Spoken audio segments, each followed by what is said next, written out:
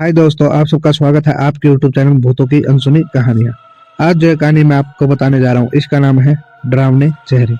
चलिए बढ़ते हैं आज की कहानी की ओर। एक एक गरीब परिवार अपना गांव छोड़कर शहर में रोजगार और अपने बच्चों की पढ़ाई के लिए शहर में आया था। रोजगार और बच्चों की पढ़ाई अच्छी चल रही थी। अभी वह परिवार किराए पर रह रहा था। काफी समय बीतने के बाद उस परिवार ने घर लेने का फैसला किया। कुछ कुछ पैसा उन्होंने कमाया, अपनी मेहनत से कमाया था, और कुछ गांव की जमीन थी। जमीन को बेचकर इतना रुपया इकट्ठा हो गया था कि रामपाल सिंह ने अपना खुद का घर बना लिया था। पूजा पाठ करने के बाद रामपाल सिंह ने नए घर में प्रवेश किया। घर में रामपाल का परिवार खुशी के साथ साथ रहने लगे। सब कुछ अच्छा चल रहा था।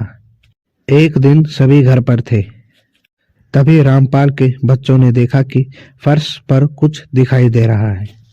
बच्चे डर गए और डर से चीखने और चिल्लाने लगे। बच्चों की चीख सुनकर बच्चों के माता पिता कमरे से बाहर आ गए।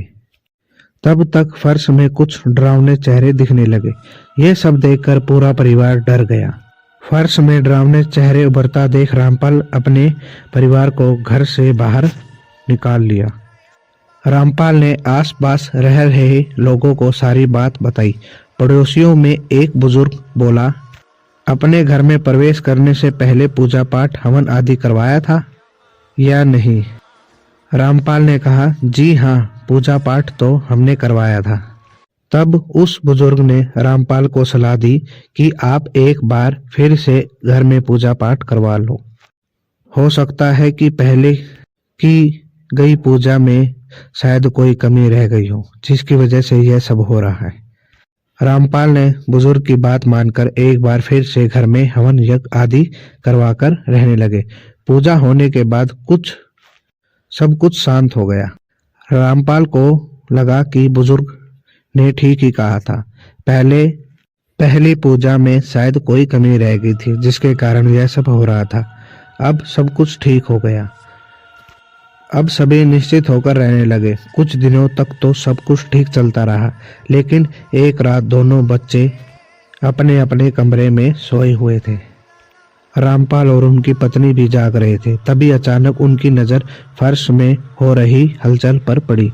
उन दोनों ने देखा कि फर्श में फिर से कुछ आकृतियां उभरती आ रही है। ध्यान से देखा तो दोनों पति पत्नी को पहले की तरह फर्श में डरावने चेहरे दिखाई दे रहे थे। चेहरे इतने डरावने और बड़े होते जा रहे थे कि कोई भी उन्हें देखकर डर के मारे बेहोश हो जाए। देखते ही देखते वह चेहरे खौफनाक हंसी हंसते हुए फर्श से बाहर आने लगे। उनका आकार बहुत बड़ा था। उनकी लाल लाल आंखें, बिखरे बाल और बड़े बड़े नाखून थे, जिनको देखकर रामपाल और उनकी पत्नी का डर के मारे बुरा हाल हो गया। वह दोनों बच्चों को जल्दी जल्दी हड़बड़ाहट में जगाते हुए चीखते चिल्लाते हुए घर से बाहर निकल गए।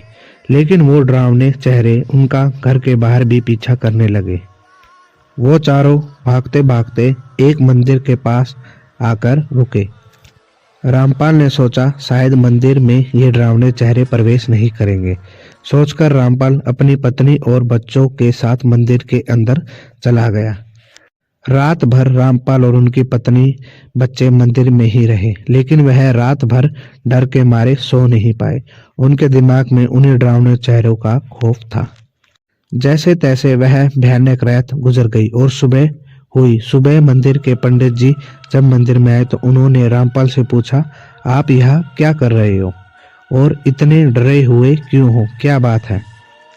रामपाल ने रात की सारी घटना पंडित जी को बताई। पंडित जी ने कहा, तुम चिंता मत करो, मैं अपने गुरुजी को अभी बुलाकर लाता हूँ, तब तक तुम यही रहना। अब गुरुजी आ गए तब ही मंदिर से बाहर निकलना।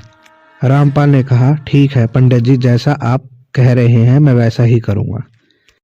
थोड़ी देर बाद पंडित जी अपने गुरुजी को लेकर आ गए। पंडित जी ने गुरुजी को सारी बात पहले ही बता दी थी, इसीलिए गुरुजी ने रामपाल से कुछ नहीं पूछा, बस उस घर में चलने की बात कही। अब सब लोग उस घर के बाहर आकर खड़े हो गए। गुरुजी घर के अंदर गए और चार लोगों से फर्श को खुदवाया। जैसे ही फर्श 3-4 फुट खुद गया, गुरुजी बाहर रामपाल के पास भाग कर गए और कहा, तुम यहाँ कब से रह रहे हो? रामपाल ने कहा कि करीब 9-10 महीने से ही हूँ। क्यों गुरुजी, आप क्यों ऐसा पूछ रहे हो? तब गुरुजी ने बताया कि यह तुम्हारा घर बना है, इसके नीचे कभी कब्रिस्तान थे, तभी वह डरावनी शक्लें आपको दिखाई दे रही हैं। इस पर रामपाल ने कहा, तो अब हम क्या करें गुरुजी? तब गुरुजी ने कहा, यह तो उन प्रेतों से पूछने पर ही पता चलेगा वह चाहते क्या हैं। गुरुजी ने काफी शक्तियां प्राप्त हुई थी, इसलिए उन्हें भूतों प्रेतों से बात करने भी अच्छे से आता था और उन्हें सबक सिखाना भी। अब क्या था, गुरुजी ने रामपाल और उनके परिवार से कह दिया कि इतने सब कुछ ठीक ना हो जाए, आपको मंदिर में रहना होगा, क्योंकि अगर आप लोग घर में गए तो आप इस बार उन भूतों का निवाला बन सकते हैं। रामपाल ने कहा, ठीक है गुरुजी। दूसरे दिन गुरुजी उस घर में गए और अपनी शक्तियों से उन भूतों को बुलाया और उनसे पूछा, क्या चाहते हो तुम लोग? उस भले परिवार को क्यों परेशान कर रखा है? उन लोगों ने बड़ी मेहनत से एक पैसा जोड़कर ये घर बनाया है। गुरुजी के इतना कहते ही उनमें से एक पुरुष भूत गुस्से से बोला, हमारे घर में वो लोग हैं, हम उनके घर में नहीं, समझे? अब तू भी यहाँ से चला जा, वरना तुम्हारा क्या हाल होगा ये तुम सोच भी नहीं सकते। उस भूत के इतना कहते ही गुरुजी वहां से चले गए और मंदिर में जहाँ रामपाल थे वहां पहुंच गए। गुरुजी ने रामपाल से कहा, आप उस घर को छोड़ दो, किसी और घर में रह लो। रामपाल ने गुरुजी को बीच में टोकते हुए कहा, आप ऐसा क्यों कह रहे हो गुरुजी? हम कहाँ जाएंगे? बड़ी मुश्किल से तो हमने वह घर बनाया है, ऐसे कैसे छोड़ दे? गुरुजी ने कहा, बात आपकी भी ठीक है और बात उन भूतों की भी गलत नहीं है। वहाँ कब्रिस्तान है, यानी प्रेतों का घर। अब कोई भी आपको आपके ही घर से निकालेगा तो आपको कैसा लगेगा? इतना सुनकर रामपाल निराश होकर अपने गांव चले गए। अब वह घर खंडर बन चुका था। डरावनी आवाज़ों और खौफनाक हंसी से रात के सन्नाटों में भी शोर रहता है। और ऐसी ही कहानी को सुनने के लिए हमारे चैनल को सब्सक्राइब करें। धन्यवाद।